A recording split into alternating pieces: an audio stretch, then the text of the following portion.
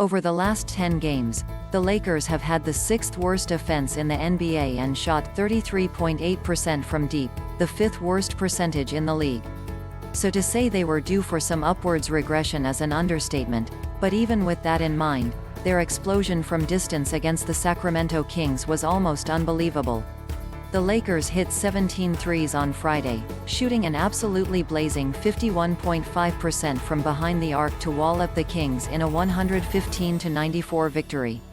That is the second best percentage they've shot from deep this season, and third most threes they've made in a game. Just about everyone shot well in this one, but leading the way was Kyle Kuzma.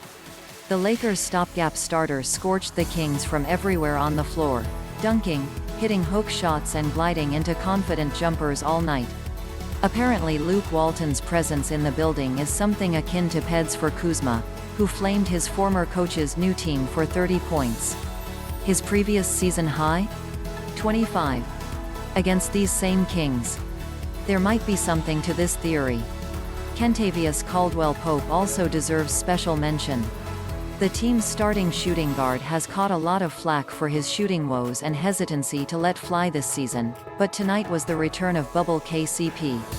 Caldwell-Pope was flying up and down the court in transition and confidently running to the corners, hunting threes instead of reluctantly taking them, a predator feeding on the fleshy gaps in the Kings' woeful defense. He finished the night with 13 points while shooting 4-7 from deep, and was far more impactful than his stat line would indicate with his activity. With this victory, the Lakers are now 31-18 on the season, still clinging to 4th place in the Western Conference despite their recent slide without LeBron James and Anthony Davis. Hot shooting or no, this team is continuing to fight, and that's all anyone can ask of them during this stretch. It's been quite the display of mental toughness, and the team deserves to be appreciated for their efforts, even if it isn't always pretty without the 2 stars they orbit around.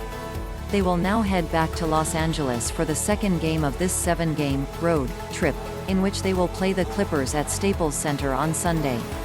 The team will get Saturday off to rest, a sorely needed break as Andre Drummond, Wesley Matthews, who left Friday's game with a neck injury, and the rest of the team continue to recover. For more Lakers talk, subscribe to the Silver Screen and Roll podcast feed on iTunes, Spotify, Stitcher or Google Podcasts. You can follow Harrison on Twitter at @HMFagan.